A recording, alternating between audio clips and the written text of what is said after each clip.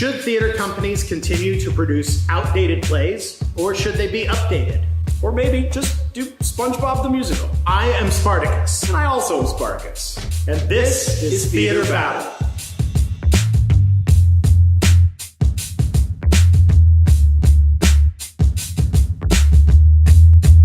Western culture has focused on making strides in the past decade to acknowledge diversity and to create artistic spaces which promote inclusivity and visibility. A byproduct of these efforts is a re-examination of our library of scripted material for the stage.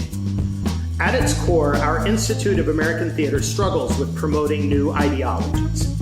We struggle with incorporating these ideas into the fundamental systems that comprise how we operate our theater spaces and organizations. One of the primary areas where we need to place focus is on the scripts we choose to produce. The common belief of many mainstream theater companies is that audiences will only come to see what they're familiar with, what they've enjoyed in the past. This leaves very little space for new, original, and innovative scripts, especially those written by underrepresented communities. As such, many artistic directors are more likely to fill their calendar with tried and true audience favorites rather than a little-known new script. However, as the years go by and society continues to evolve and morph, many of these stage classics can begin to feel stale, irrelevant, or even offensive. It becomes the task of theater makers to assess these scripts and determine if these plays should be presented as is, updated in some way, or simply cast aside in favor of fresh and appropriate material that better reflects the world we currently live in. So, what do we do with these old chestnuts, Scott? Well, Joren, I'm glad you asked. But first, I'd like to welcome our special guest for the evening, Kamarie Chapman. Hi, Kamarie. Hi, friends. Yeah, I'm Kamarie Chapman. I am a 10-year senior lecturer at Western Washington University, a playwright and a film connoisseur. Great. It's really cool to have you on the show. It's great to see you again after so many years. Thank you so much. You've met Joren as well. Here in the last 5 minutes. Yeah. So, Kamarie, what we're talking about today is about these theater chestnuts, you know, and what with the way that society is changing and the theater world. I think really core to this is the new We See You document that's about BIPOC representation in Western American theater. If you haven't checked it out, you should definitely check it out. It's filled with great information, guidance for any theater artists on ways for us to move forward to really create equity and embrace diversity and inclusion in our work.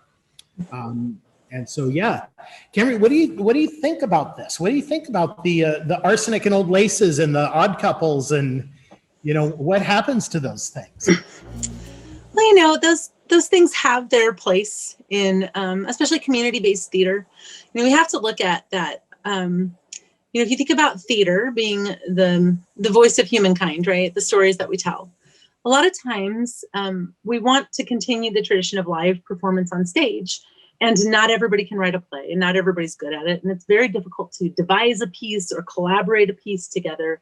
And so when you're looking at community-based theaters, a lot of time they are on really restricted budgets, and things like Gilbert and Sullivan are free and Shakespeare is free. And so if we produce those shows, people have that recognition with them, or Arsenic and Old Lace, which is pretty inexpensive to produce, right? And so people have those associations. They've heard of them multiple times over and over and over. And so that's what they go to see. That's what they associate theater with doing, right? But it wasn't that long ago that those were all new plays. It's just that we have so many different other advents of entertainment, right? So going to the theater is now, well, right now it's nothing, but Right. when we can go to the theater, it becomes kind of an event, right? Oftentimes we'll go get dinner. We might wear something nicer depending on the theater that we're going to, depending on how often we get to go. How much do we pay for the tickets? What kind of presentation is it? So it becomes more of an event to us. And when we're spending that kind of money, I think it makes people uncomfortable if they're not sure what they're going to go see, especially if you're a person who might go to the theater once or twice a year. So I think that's kind of where that has its foundation. But I also think that community theaters that have taken the plunge and said, you know, we're just not going to produce this anymore. It's not valid. We cannot do The King and I. We do not have that population to accurately represent that. And it's a racist play. I think theater companies that have found that and reached out to theater makers and started producing their own work or newer works have actually found quite a bit of success and a new audience and a revived audience. Yeah, and I think you brought up a couple of really fantastic points here to get us kicked off with, and one of them is just the economic viability, because I think that especially for smaller, like you said, community theaters and stuff like that, that becomes a real concern. Like if we do a lesser known play, are we going to be able to sell any tickets? Are we going to make the same kind of money that we would make off of doing a Neil Simon or, you know, something like that? I know that for my own theater, that was definitely a concern, but we knew we wanted to take that risk from the moment we were formed. And so it became, and we spoke in another episode about then creating a balanced season so you can afford to take risks, because you do a Christmas Carol or something so that you know that you've got a little cushion. But I think there's still a lot of fear and there's a lot of resistance. And I think a lack of like knowing where to find, you know, how do you find a new script and know that it's going to be worth putting on?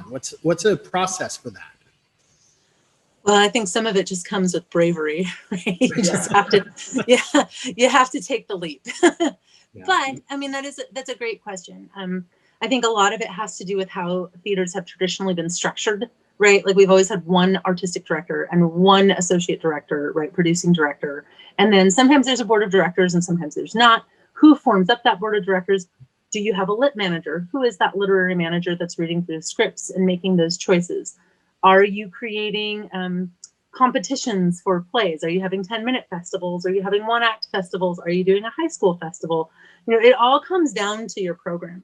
And I think it's really critical that theater companies start looking at that and give up that almighty artistic direction being under one person, no matter who that person is, and start to form small committees with diverse voices, diverse backgrounds, and even some community knowledge, especially in their area, because that's incredibly helpful. Like in our area, our collective area, I know you all are on, you know, the land of the Samish coastal peoples, and I'm on the land of the Salish coastal peoples, and we live right very close together. And we do have a very rich and vibrant indigenous culture. And we also have a rich and vibrant Hispanic culture that lives over here, Latinx culture. We have a big Yugoslavian culture and Russian culture also that's in these areas. And a lot of times we don't reach out to those communities because they don't traditionally come to mind to be people who might want to create theater. But a lot of times they don't even know it's existing, right? And because poverty is linked with privilege, et cetera. So how many people can take off 5 nights a week to go to rehearsals, to come to a theater and then stay there for a 2-week run, right? This is all tied into a different privilege and the way we expect to see theater. How many people can afford childcare to leave their homes to go to a theater and pay for a ticket to see it, right? So some of this is in our flexibility as theater makers as well. And how do we become more flexible with our community? And I don't have like necessarily really great answers for that, but I can tell you having multiple people making artistic decisions is a very good choice. I can tell you that reaching out to other professionals and asking them what they think, or academics, or even just people who are making theater, I think that's a really good choice. There is a list put out every year of the most underproduced plays in the country, nominated by playwrights. It's called the Kilroy list, and it's incredible. And then it starts off with like 200 plays that all get reduced down to like a top 25. And most of them, all of them are written by non-traditional theater creators. And you can also, for any of those playwrights, aspiring playwrights listening out there, aspiring theater makers, there's a wonderful, wonderful program online called the New Play Exchange. It costs about $10 a year to join. And what it is it's kind of, I guess, like a Facebook for playwrights, right? And you can go and find them, find their information, see if they have scripts uploaded. You can download the scripts and read them. You can give them feedback. You can reach out to them. And it's kind of like going to a record store, right? You find this band that you really like, and then you start like spewing off into like spinning little webs that go from that one playwright that you really liked. Oh, but they read this other person's play and really liked it. Let me read that play. And they read this person's play. So some of it is making that commitment to doing that legwork. And most new playwrights, especially if the script isn't published or they don't have representation, they are totally willing to work with a community theater on a budget that makes sense. I mean, we still have to pay these people, but sometimes they can take a little less or are willing to or want to work with a community theater so that they can get the play up on its feet. There's all kinds of really great ways to open yourself up and to bring in the community, I think. Yeah, and it cuts out the middleman. So even if you're, as a company, if you're paying less for your royalties, if you're going through like New Play Exchange, all of that money is going to the playwright instead of a small percentage going to the playwright. So, yeah, 100%. And we talked about New Play Exchange on another episode and what a great resource that is. Yeah. I love it, and it's for that same reason I found the play that I did up at Western when I did Slipping. I found that through New Play Exchange, and then that playwright put me on to. He's like, you need to do all of this work through this website. So, yeah, New Play Exchange, you guys check it out. Yeah. For $10 a year, it's a bargain. Yeah. I mean, $10 a year, you can almost ask a friend to help you get it if you need to. So, Kamarie, just for clarification, Kilroy list, is that one L or two? Two L's. KILLROY. Yeah. Okay. We will put that on a little graphic thing on the screen right now, so people know how to find it. Yeah. Look at that. The magic of the internet. Thanks, Wade. Yeah. So I think that's talking about like, talking about how to find and the importance of really what you talked about, Kamarie, is that the importance of producing these newer works by underrepresented playwrights and things like that it ties into a whole system that we are. I think that a lot of American theater we're just at the threshold of starting to recognize all these different pieces and how deep these systems run, and trying to undo some of that work. But let's say that you are a company that wants to do, maybe you're too afraid of the new plays, and you want to do the safe ones, so to speak. What can be done for like, I know this answer, but how much can you upgrade a text? How much? Because I know you're also a playwright and you're a big advocate for the playwrights' rights. Absolutely. Playwrights. One of my favorite examples to use is actually Noise is Off. Many years ago, the first line in the play, can I cuss on this show? It'll probably get bleeped, but yeah. Okay. The first line on the show, in the dark before the stage comes up, is the F word, right? Mm-hmm. And forever and ever and ever, nobody did that. And so they eventually, the publisher got with the playwright and they just omitted it out. But that was how the play was supposed to start off, right? It's a comedy. It's an adult comedy. They wanted to establish that right away. Well, now it's done in high schools and middle schools and all over the country, right? So much to the playwright's chagrin, probably at the time, that's what it's become.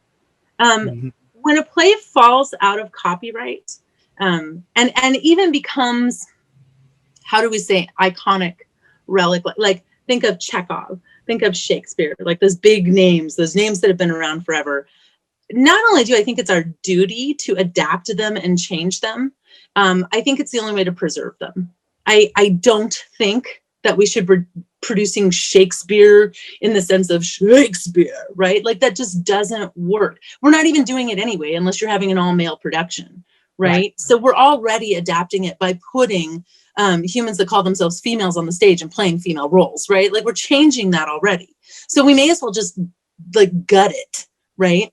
There's this incredible document that came out by a scholar, and I originally found it on this really great open source theater commons called Howl Round, which I'm sure, Scott, you're familiar with, and maybe you too, Joren. But Howl Round is a beautiful way to kind of keep in touch with modern theater makers and see what they're doing in articles by academics, professionals, emerging artists, etc. And this last summer, there was this great document that's constantly being updated by academics, and it's dismantling the anti-Black language in Shakespeare. So when Shakespeare was writing, and we're just going to say Shakespeare was writing, I know there's lots of theories about that, but I like to just own the fact and just say when Shakespeare was writing, we'll call it that right there. Scott knows how I feel about this issue. Right. We call him the Shakespeares. Yeah. On this channel. Right. So when he was writing, right, there was a lot of anti-Black sentiment. You have to look at historically what was going on. Not only was there anti-Black sentiment, the entire European area was being torn by the Protestant and Catholic beliefs, right? And it was this time of change when we look at where Shakespeare started and how it finished. So there are things going on within the language, within the stories that just don't hold today. You know, they're racist, they're sexist. You can't even read Titus Andronicus anymore without actually going into a PTSD shudder because of the rape scene, which is horrendous, right? So why would we continue to produce that? But it's Shakespeare. We have to produce it. Yes, Shakespeare helped create the vernacular of the English language. We all understand that. But that doesn't mean we have to produce it. Half of the plot lines are over-twisted, overworked. Many of them you kind of have to filter through and edit anyway so they make sense, like the whole second story going on in Hamlet with the politics and Fortinbras coming through. Like half the people don't even get that because it's frankly not well written, right? And so we're adapting it anyway. Chekhov, oh, I have such a rough time with Chekhov. I know I am supposed to love Chekhov, but I don't find it interesting. I don't find it interesting to watch a character sit there and bemoan what they should do or shouldn't do, or how their life sucks or doesn't suck for a long time. Like we adapt Chekhov too. We even put it on modern stages just to make it make more sense. We seldom put it in a proscenium audience anymore. And I think that if we start recognizing that we are already completely changing those works, that it's okay to recognize that maybe doing adaptations is a better choice anyway. Put those on the shelf. There's nothing wrong with acknowledging them, studying them. They are a scholarly thing that we need to understand where we've come from. But I think moving forward, I really don't need to see another production of A Midsummer's Night's Dream again. And I'll tell you why. Because it really irritates me in the beginning that the king is basically being a total jerk to the queen, forces these players to go out and figure out this play for his wedding that she doesn't even want to be a part of. Then in the fairy world, the king gets to win again and beat all the women down. Then we come back at the end and we still have a woman who's being oppressed. Boring, right. Not interesting. National Theater put up a beautiful production of it in 2018. And I believe you can stream it. National Theater Live actually used to stream in live to movie theaters so that you could watch the shows. They actually have a channel now, and I think it's $100 a year, and you can watch all of their streaming performances. And some of them are just blow your socks away amazing. And some of them are more traditional and rooted in, you know, kind of basic foundation. But they did a production of A Midsummer Night's Dream in which in the fairyland, the storyline is flipped. And it's actually Oberon who falls in love with Bottom. And there's this really great scene that I don't want to do any spoilers to, but it might be my favorite version, where at least in the fairyland, the women get to have the say, the women get to win. And so I think if we start acknowledging that those older things, twist them, move them, change them, do whatever you want. Now there's also older plays that you can't. Tennessee Williams, God love him, right? Everybody wants to read Tennessee Williams. Intricate, beautiful playwright. Also racist as hell. All of his scripts have in them that you cannot be African-American or Black to play any of the roles. They must be played by white people, right? Boring. Why would we do that? Right? And so I think it's okay to acknowledge that and say, we're not going to do that show. That show is racist. Yes, we know we can cast it. We know it could be good. And Tennessee Williams is a beautiful playwright. But I just don't understand why we need to keep doing A Streetcar Named Desire. So let's, to kind of play off of that idea. So what happens if, so there was an example, I can't remember, 4 or 5 years ago where Albee, they were doing Who's Afraid of Virginia Woolf, and they tried to cast a Black man as Nick, and the estate, Albee's estate, pushed back and canceled the show. And there might have been some other, the story became a little convoluted, so there might have been some other pieces in there. But I think that was at the basis of it. So what kinds of, does a theater company, does a director, does a producer, do they have any kind of control in those instances, or do they have anything they can fall back on? Nope. If that's what, if you get a cease and desist from the publication company, that means that there's still somebody in charge of that estate. There's still somebody in charge of the rights of those plays, and who is hellbent and determined to follow through with rules like that. In some cases, that can be really good, right? Like in some cases that can preserve the play and it can work for both sides, right? Or for both ideas or multiple ideas. But in other times, it's not very good. Like You can also take Beckett's plays, right? Like everybody loves to do Waiting for Godot, but you cannot cast any women in that show. You can never cast women. I don't know why. I don't know how it would hurt it. I'm pretty sure you also can't cast anybody but white people. So why do it? Who needs it? You know, I mean, it may have spoken to people, and yes, it's this beautiful, prophetic, you know, existential piece where we get to sit and bemuse ourselves, but you can get that from reading the script. And I hate to say that, but that's absolutely true. And I don't see any reason to continue to perpetuate that. If theater is going to keep moving forward, we have got to listen to the people, right? I mean, if you look at the entire world's population, the entire world, 36% of the population is either Black or Hung Chinese, right? 11% is white or Caucasian or whatever you want to call that, Euro-Anglan, right? So why is American theater, which is not even all of the theater in the entire world, so hell-bent on this? And why is Western civilization the only place that you can seem to get a good theater education, right? Like the system runs way deeper than even just us three sitting here, three white people with our privilege talking about theater and how we need to change it, right? It's a deep, and that's why they call it systemic racism. It's built into the system, right? And we have to start flipping it. We have to change our perspective and open those gates, because otherwise theater will not be a viable form of entertainment anymore.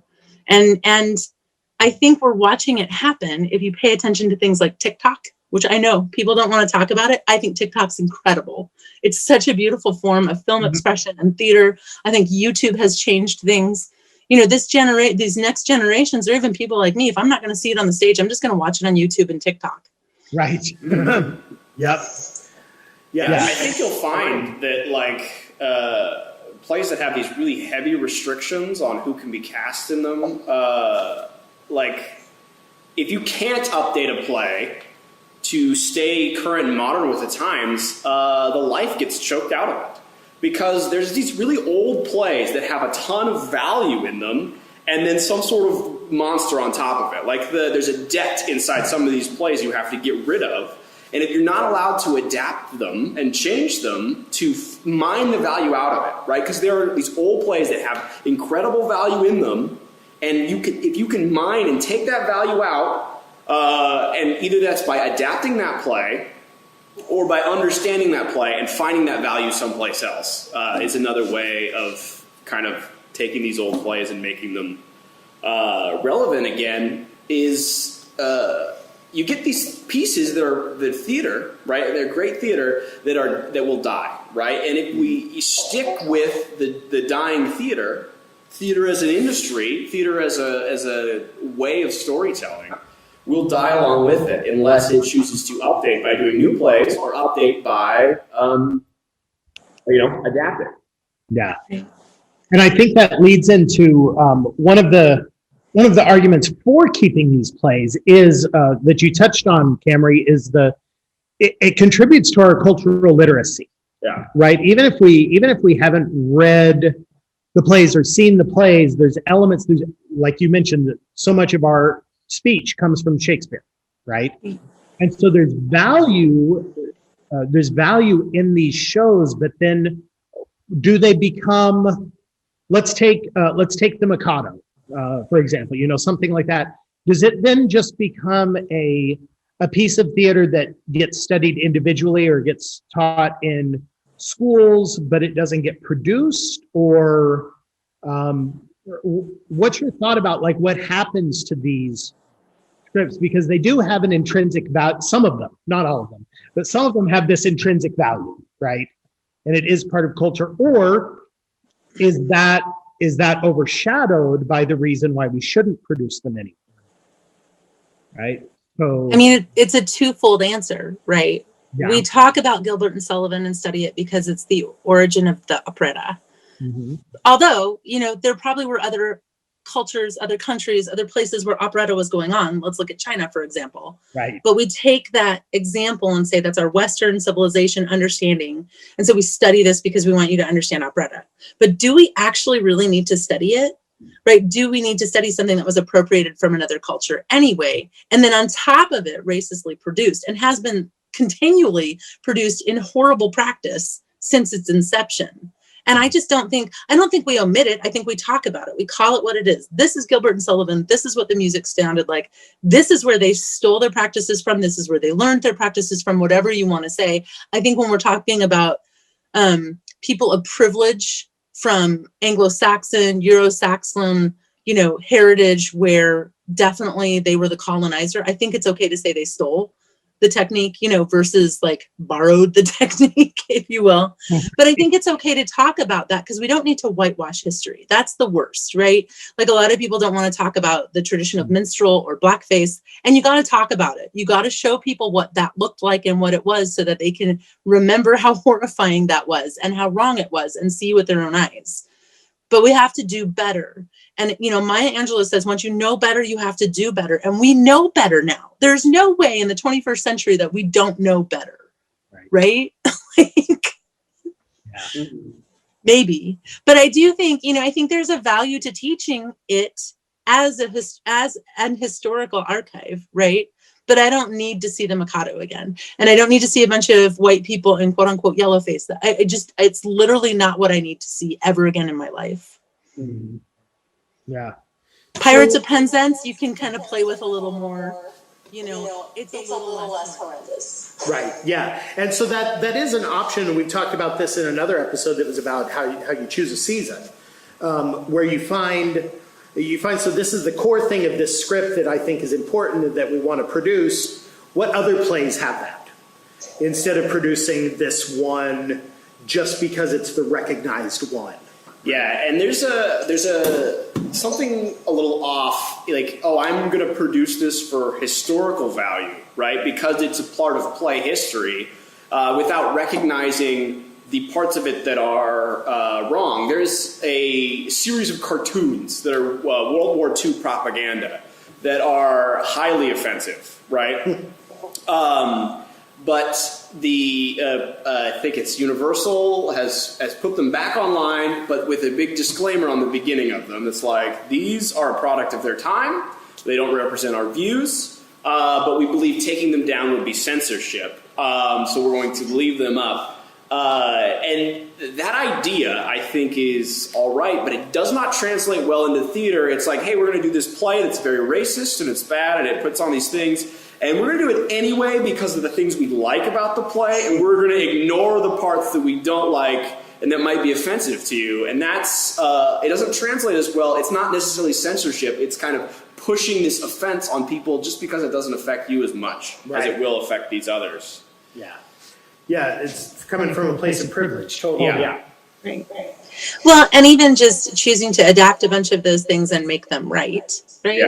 Still isn't helping any. We're still perpetuating Gilbert and Sullivan, and we're not, reaching out to our local community and seeing what amazing Latinx operetta writer there is. And I'm sure there is. Do you know what I'm saying? Like, these things exist in our communities, but we are not working hard enough as white leadership to actually reach out and find those. And I think that's the real key when you're creating a season, when you're creating pedagogy, whatever you're doing in studying theater, is to really think about, who is your community? Like, really step back and look at that.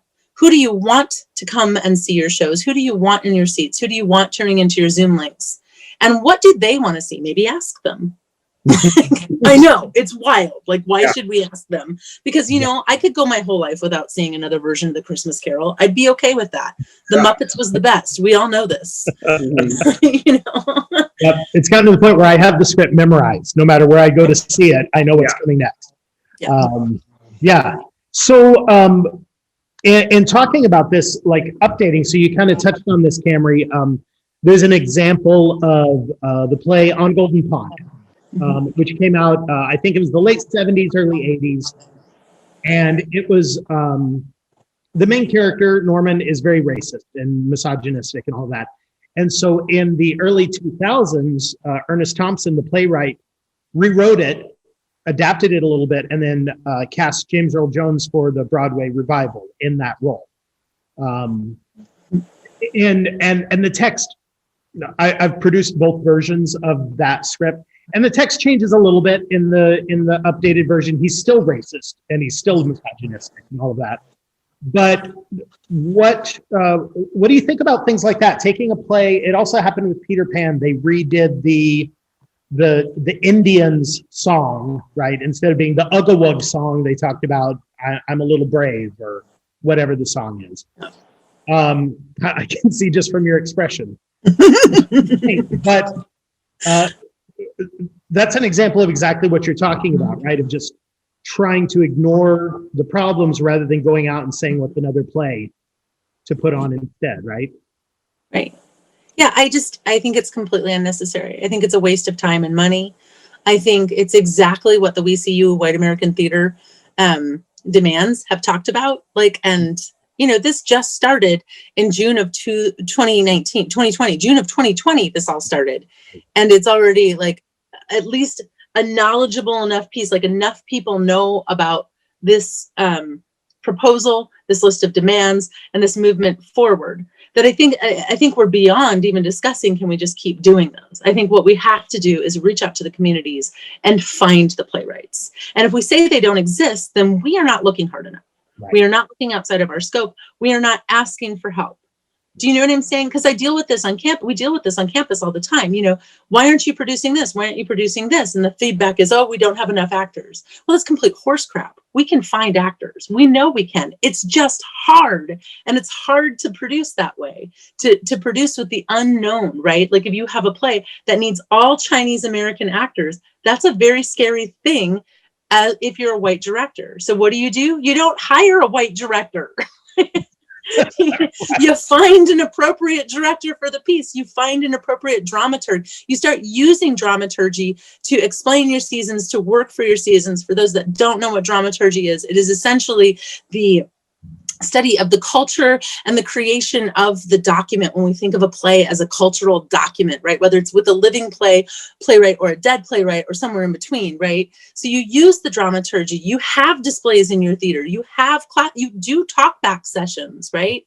This quarter, God, I've been producing this reading series with campus, right, through Zoom, because we're not doing theater right now. Well, we are doing theater. We're persevering and we're creating all kinds of theater. And one of the things that's been so beautiful about this is I can now help produce scripts and work with directors and actors that I would not have had access to just being in Bellingham, Washington. Right. And so one of the plays we're producing is by a playwright named Ruby Ray Spiegel, who wrote it while she was still in high school, and working with Nath, what is his first name? I can never remember. Working with an upcoming, very popular American playwright, Lucas Nath. Thank you very much. And she was 16, 17 when she started writing the script. And it's about two girls on the swim team, and they're in the locker room, and one of them is pregnant and does not want to be pregnant. And there are people still in 2021 at Western Washington University that don't understand why we have to produce this play. They're very upset about it because it uses language at the beginning that feels like slut shaming. The whole topic is really hard to discuss. But you know what? There's a lot of teenage girls right now that are pregnant and don't want to be and don't have resources. And so that's why we have to produce that work. But what originally was said was, oh, we should definitely have we've got this great director. He knows exactly. I was like, no, inappropriate, wrong director, find somebody else. And maybe I'm kind of a little bit of an overzealous feminist killjoy, which I'm fine. I wear that button very happily. But I think we have to ask ourselves. I think we have to start challenging ourselves, especially if you're in leadership, especially if you're white. It is time to share and pass the baton, to create community. I agree. And I think one of the challenges that especially theaters at the community theater level. And I'd like to talk a little bit more about educational theater also while we still have you. But at the community theater level, one of the big challenges is the pushbacks that I hear is, well, we can't do such and such a play because we don't have those actors coming into our space. They are not coming in and auditioning. And I think it's important as theater makers for us to realize that that's not an excuse. What that means is that we haven't done the work to invite those people and make them feel safe and make them feel welcome in our spaces. And at best, what's happened in the past is you'll get a token show every 2 or 3 years. And we expect that by doing that, one show that offers one role for somebody who's not a white cisgender actor, that we've done our work, we've done our job. Yeah. And so making sure that we know that it's an ongoing Well, and diversity is a virtuous cycle inherently. Like if you reach out to try and like you're casting a show that all has one ethnic group and you only have one of those actors and you need 10 and you do the work to get all 10 actors in those roles, right? You've done that correctly. And then the next time you have to cast that show, 6 or 7 of those actors are going to be available and come back. All of a sudden you have your talent pool has grown, right? And your opinion pool and your audience all have grown, right? It is inherently the healthiest way to do theater is a diversity-focused theater, and it doesn't like even kind of moving outside of ethnic diversity, right? You have an age diversity. Go look for younger playwrights or younger actors. Find plays and roles that are for younger or for older or for socioeconomic differences. Right. Find a play that targets poor people. Find a play that targets rich people, like most of the plays. When you do that, you start to collect directors, you start to collect actors, and you start to knit a community that sees each other from a larger perspective, right? So even if, let's say hypothetically, right, like you've got this play that is primarily about young women, all right, who are dealing with not wanting to be pregnant, and you have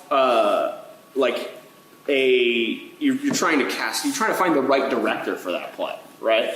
And you're only putting a male director in that role is, let's say you could find a really competent one who will do a good job, right? And there are some male white directors who probably have the ability to see beyond their perspective, right? But by doing the work and finding the person who actually kind of comes from that perspective natively, you're adding them to your talent pool, and then they can influence and grow your theater team already. Because even if you've got someone who is wise beyond their perspective and is going to do a good job anyway, there is value in finding the person that's on type, right? And that has those experiences. Yes, exactly. Yeah.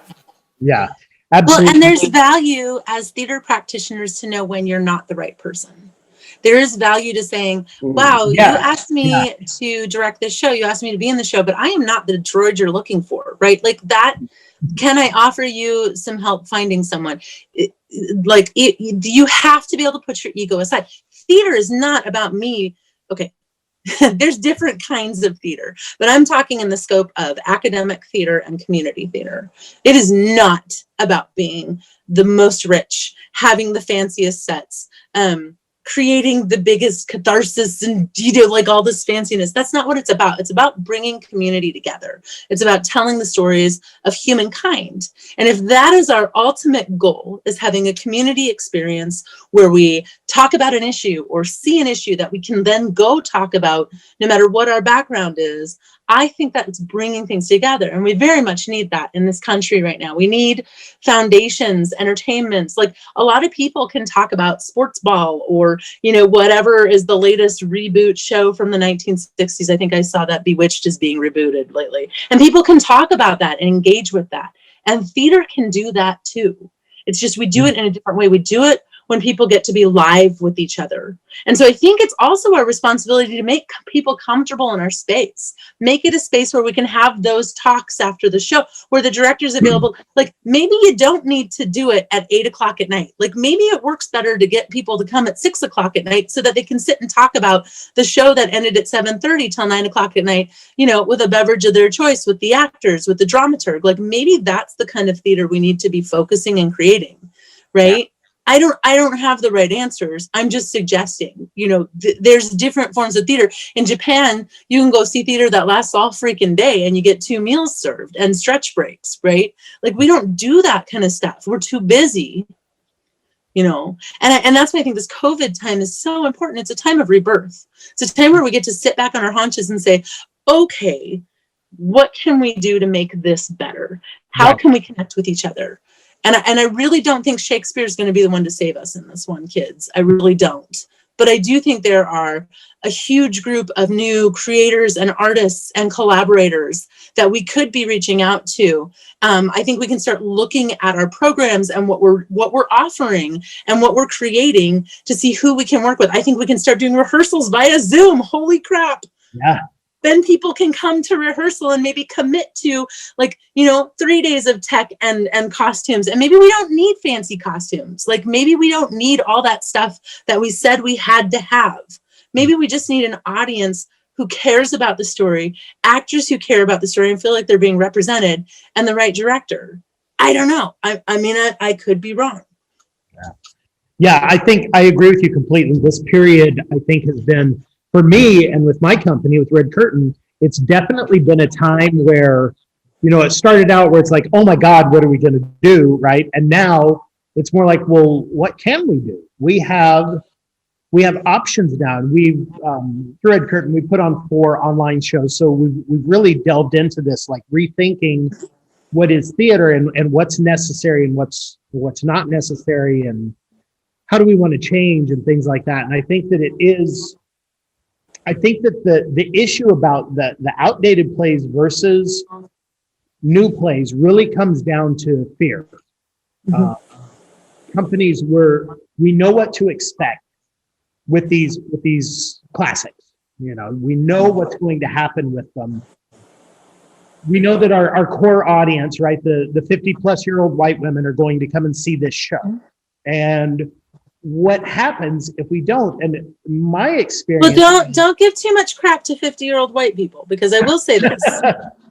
They're definitely our core. Yeah. Well, they're the core, but also they're the core at a lot of places. So I've gone, one of my favorite play festivals that exists is the Louisville Theater Festival, which produces usually 8 brand new plays. It's super sexy. It's all equity. It's beautiful productions, beautiful sets. It goes over a 5-week period. I mean, it's just this amazing representation of new American theater, right? And it's in Louisville, of all places, right? Louisville is quite conservative. It's also quite multicultural. There's a lot of stuff going on in Louisville right now, as we know. So they produce this thing, and the tickets aren't ridiculous, but I get the education cost, right? Because you're never going to get rich being a teacher, and you're definitely not going to get rich teaching your passion. So I had these education costs that are, pretty cheap. I get there's 60 of us, right, doing their thing. And I look in the audience, and most of it is filled with people who are using walkers who definitely have gray hair. Yeah. So, looking back even 80 years ago, those folks grew up in World War II time, right? That was what was going on when they were born. These people have seen a lot. And I think we discredit our older generations as not wanting to come see anything else. And I will tell you what, anybody who grew up in the 60s has seen pretty much anything they need to see and is going to be fine with whatever I put on the stage. It's just that we got to accept it.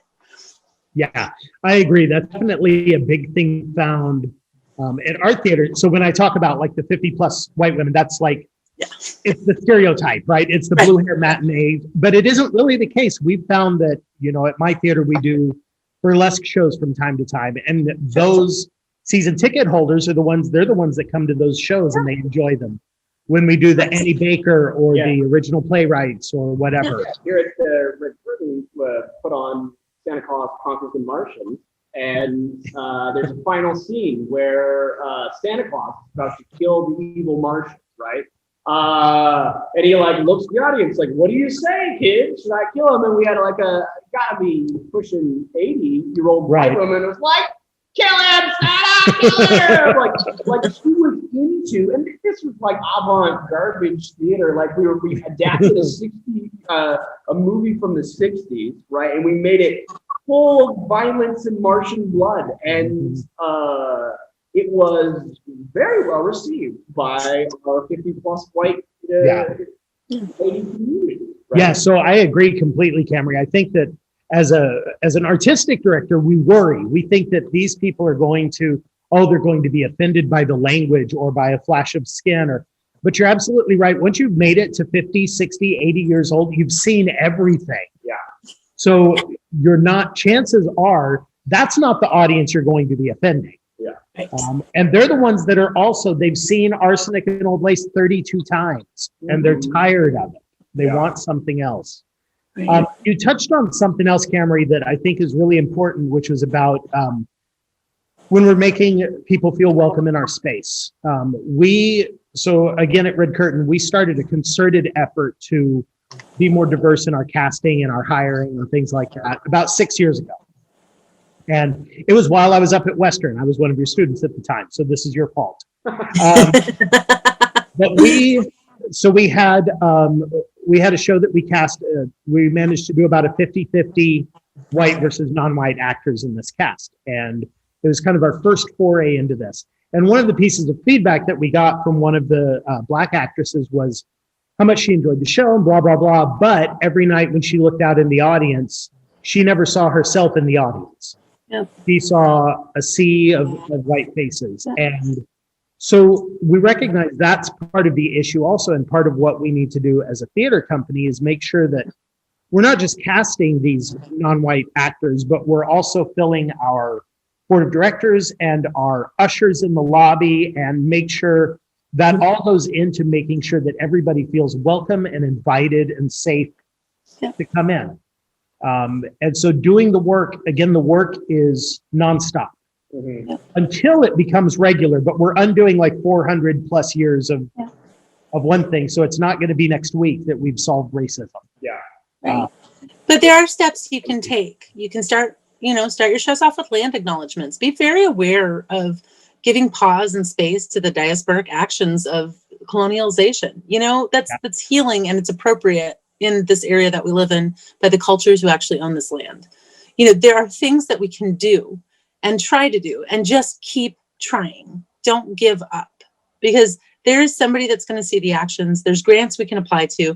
There's probably people in that community that are so stoked on what you're doing, they might even pre-buy some tickets, or, give you some money so that you can do low, reduced cost tickets for certain families.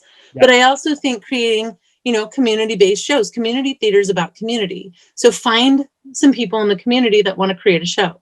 Devising, there's all kinds of fancy classes and stuff you can do, but you can also just look some stuff up on YouTube and explore together to create, And I think honestly, the thing that's going to save American theater is taking the ego out of it and sharing and acknowledging the oppression that exists, acknowledging the place from which all of this came from, and finding a better way, like dismantling our old ways and saying, okay, this is what I need to do now. And I believe it can happen. I really do. Yeah, that's great. Before you go, Kamarie, I would like to ask, so when we're talking about these outdated plays, what is the role of educational theater in this instance? Does it become fully on the educational institution to make sure that these plays don't vanish? Is it up to education to teach budding theater makers why we're not doing these shows anymore? Or, what's the mix? What kind of work do we need to be doing in the schools? I think it's a lot of all of that, right? I think it's also education's job to start dismantling their own racism. Are you teaching intersectional voices, or are you just teaching the same thing that you've been teaching for the last 15 years in your English AP class? Because if that's all you're teaching, then we got to talk, right? Is our focus to keep those plays preserved? Do we care if they just stay on a shelf and people just refer to them every now and again? That's a bigger discussion that we all need to have. What is our responsibility? I look at my responsibility. I focus in story and structure on most of my stuff. I'm not necessarily in the acting world. I do some production and stuff, but I believe my job is to look at what has been done, where that traditionally came from, which is really easy to find. Those lines all go to capitalism, and it's a very easy connection, and faith-based production, right? And so it's really easy for me to pull that aside and say, okay, so that's where that came from. Now let me look at how some other folks do it. Oh, let me ask this person how they did it, and what do they want to see? Where do we think we should be going? And I think that education can't just be pinned down by one definition. I think if it is, then you're not educating. I think you need to be fluid and moving and constantly redefining yourself. I think our time in education right now is to say, look at this history, this very recent history that's only 100 years old, that's only 70 years old, that's only 5 years old. Look at this very recent history and tell me what was wrong with that. Like, was it 2016 when somebody tried to take Katori Hall's play, The Mountaintop, and cast Dr. Martin Luther King Jr. as a white, like use a white actor? Yep. Like that happened in the last 5 years, kids. Like it's our job in academia to say, look at that, be aware of that. Don't make that mistake. Here's why not to make that mistake, right? That's our job. And I can't imagine that it should ever be to just preserve history. I think we learn from history. And I think we have to relearn history, because as we start to learn it from a non-colonial point of view, we start to see the cracks that were there in the history that we understood. And that's the real critical part. Was it Tim Minchin, one of my favorite lyricists, says, you know, opinions are like a-holes. Everybody has one, and everybody should get their a-hole inspected regularly. Right. And you should inspect it, change your ideas, learn where you came from, learn where the things you were taught came from and why they don't work anymore, or if they hold, why they hold. That's our job as educators. And I think as soon as we stop doing that, then we're done being an educator. Then it's time to move on. Yeah, I agree. I bring it up because, I also teach theater at a local high school now, and I'm part of a chat group online through social media that's a whole bunch of high school theater teachers. And the question keeps coming up about, I really want to do King and I really want to do West Side Story. I really want to do, these shows. And when they get pushback from the other educators that understand why that's not okay, they say, oh, but we're a school. Yeah. Like that excuses it somehow. I think what happens is, and I think this is birthed out of a little bit of privilege, is that they only see the value in the shows, right? And I think it would probably be disingenuous to say that the King and I has no value, right? Because there are moments in King and I that either it's the narrative, right, or it's the specific dialogue, or even it's just from scene to scene. Each scene you could evaluate differently. The value, and when they watched The King and I, they had a good experience, right? And so when you go around and you say The King and I is play is wrong, and you can't put on the King and I, it can feel like a personal attack, right? And so then they don't understand, but what they're only seeing it from a very small perspective, and so. I think there's a win-win. It's not putting on The King and I, but it is understanding The King and I, understanding what is the portions of it that are good theater, right? And finding how you can do that again, right? It's great for public domain plays because you can just literally extract the parts that are good, you just be like, this is good, scoop this right? out. I like this dialogue, I like this plot, I like this setting. Even challenge more. I'm okay with saying it. I think The King and I is terrible. I really do. I don't give a shit about getting to know you. Sorry, I cussed. That happens a lot. But I don't care. I really, musically speaking, it might have some value in musical composition and creation of musical theater, like how we create musical theater, where those roots came from. But I think it's a terrible example. I could really go my entire life with it just disappearing. And I know there's people like rolling in their graves and rolling in their chairs right now. And how is this woman teaching theater? I get that. But I'm okay with saying that. I'm okay with saying, let's look at this terribly problematic play and devise something else that works. Like using that as our foundational core seed. Like why? And maybe your company says, I watched it and I can't think of a reason why we would do that, why we would even find a core in there. And then you listen to this is the taking the ego away, including with instructors. Like you can't be offended if one of your students fails your class. If a student fails your class, hopefully it's not because you're a terrible instructor. Like if one student fails, like if all of them fail, okay, we got to sit down and talk. But if one student fails, it's not necessary. You got to take your ego out of it. It's not about you. It's about them and what they're experiencing, right? There's multiple reasons they could. If one of your company members says, I am completely uncomfortable with doing this play, then you need to hear that really loudly and you need to take your ego away. And even as a high school instructor, like I know for a fact that parents love the stuff their kids create. It don't even matter if it's necessarily good. Isn't that the whole basis of The Music Man? Like at the end, none of the kids can play the damn instrument, but it's the parents are just so delighted, right? So compose something with the kids, do something else. You know, there are ways. You don't need to produce Mulan. You don't. I'm sorry. It's just not necessary. You don't need to do The King and I. There, you don't.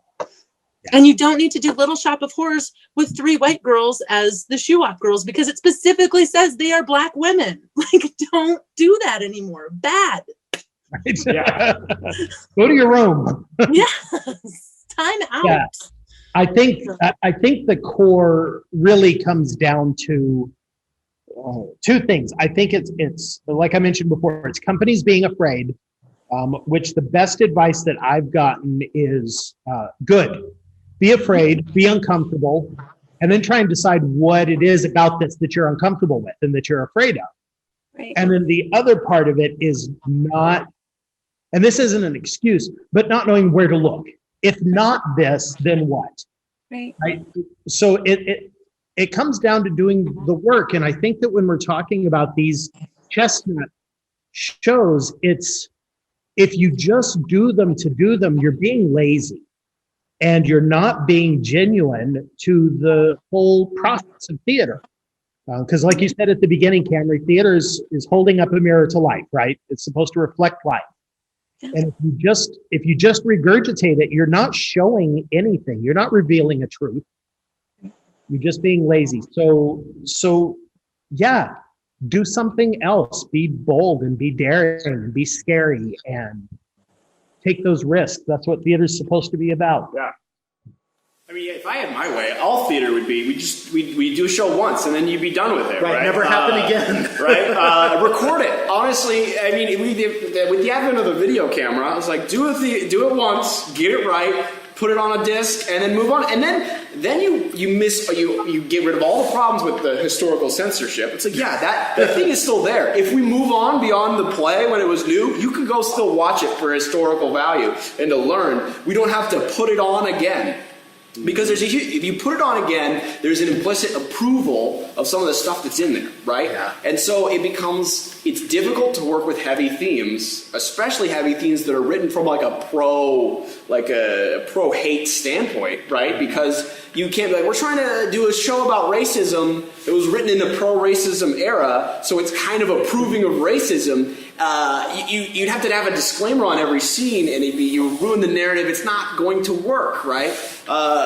And so if you're going to do a show about racism, right, do a modern show that kind of reveals how the impact racism has actually had, rather than do a historical show that just shows it in action, you know? Right.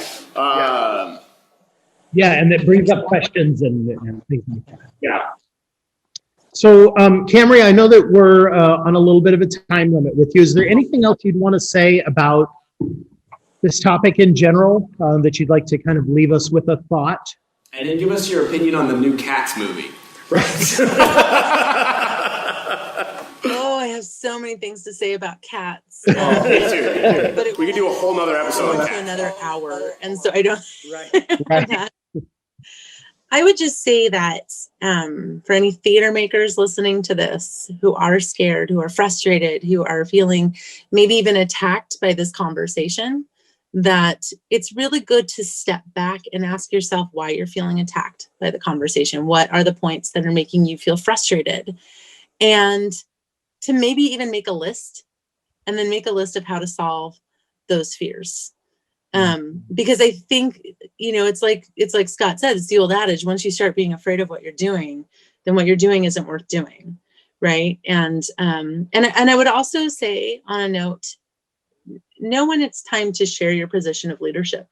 Know when it's time to share that voice. Know when it's time to step aside and listen to somebody else.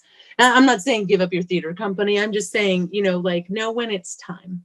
And I think that if we can all do a little more of that, then I think we can start hearing those other voices coming through and honoring what they have to say. And that's really what theater is about, is hearing those voices, honoring them, and creating our community. Great. Mm-hmm. Yeah. Thank you, Kamarie, so much for being here. Yeah, for sharing all this information. I know there's a lot in this field of topics that you're really passionate about. So I'm grateful for you making the time for us. Absolutely. Thanks for doing it. I think it'll be a great podcast, and I hope that it helps some people hear some things and gives people hope. Yeah, I hope so too. As always, Joren, thank you. Thank you, Scott. Yep. Yeah. And for those of you watching, make sure that you tune in soon for another episode. And thanks for joining us today. Bye.